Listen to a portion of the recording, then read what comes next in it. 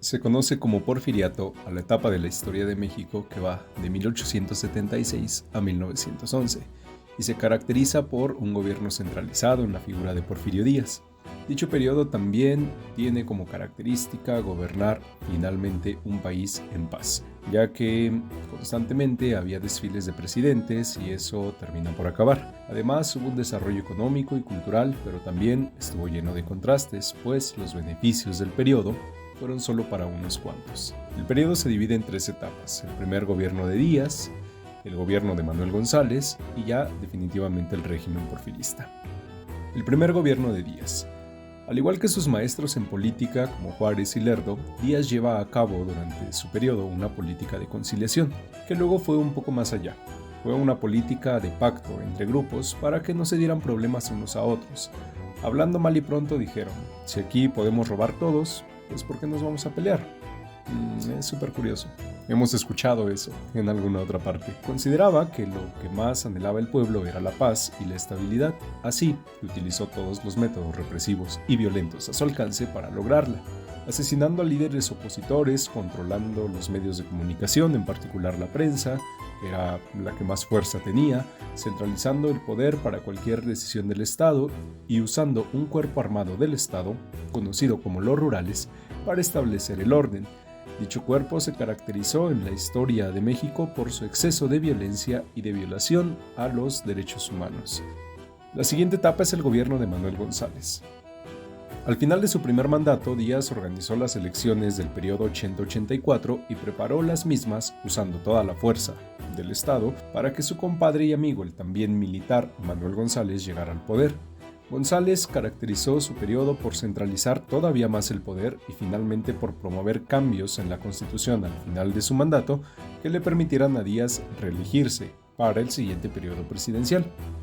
Así llegamos a la etapa del régimen porfirista, que arranca en el 84 y va a terminar hasta 1911. Aunque Díaz llegó para quedarse en este segundo mandato, esto lo hizo reeligiéndose cada periodo presidencial.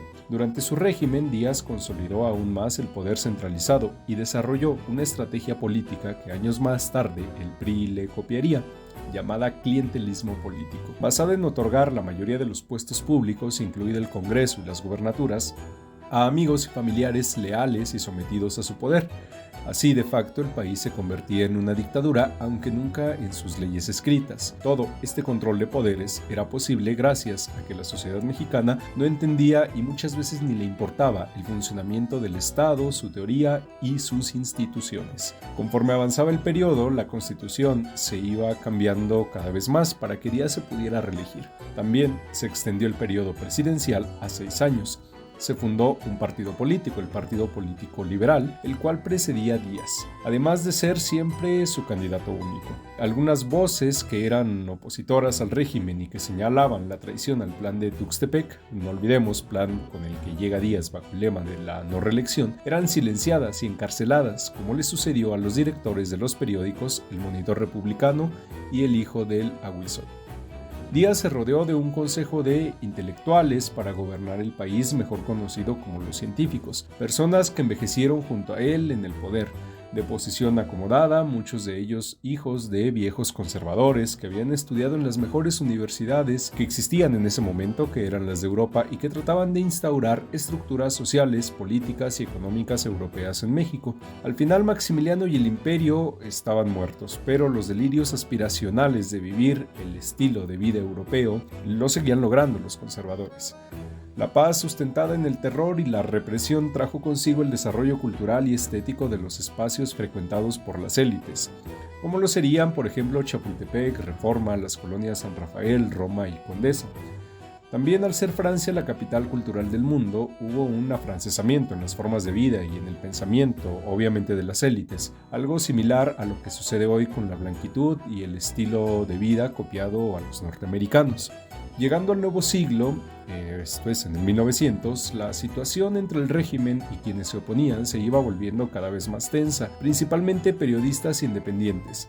Así llegamos al año 1808, donde el dictador mexicano decide otorgar una entrevista al periodista James Krillman, donde quiso aparentar ante el mundo y principalmente ante los Estados Unidos que México era un lugar en el que había democracia, lo que alentó a la oposición, Pues en pocas palabras, Díaz aceptó que si bien había sido un dictador, esto lo hizo porque México no estaba preparado para la vida democrática, pero que al fin y al cabo él notaba al pueblo ya preparado para la situación y de hecho no contendería en las elecciones presidenciales de 1910. A las elecciones se llegaba con amplias expectativas de democracia, aunque el análisis histórico no te deja un cambio realmente. Los contendientes eran Bernardo Reyes, que era una especie de Díaz joven, Francisco I. Madero, que era un rico hacendado del norte del país, y bueno, para colmo, Díaz también se presentaba.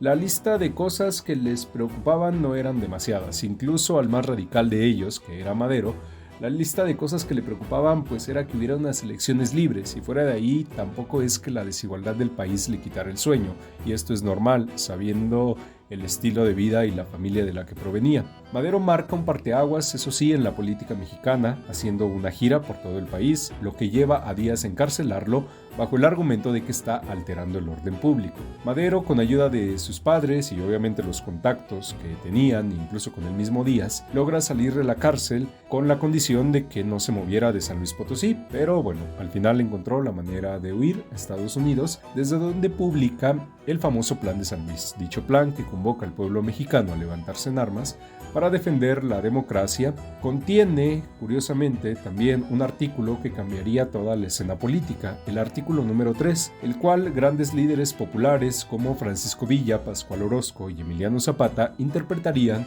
como una lucha por la justicia social. El plan convocaba a que el 20 de noviembre de 1910 la Revolución Mexicana comenzara, pues llamaba al pueblo mexicano a levantarse en armas para defender la democracia y las elecciones.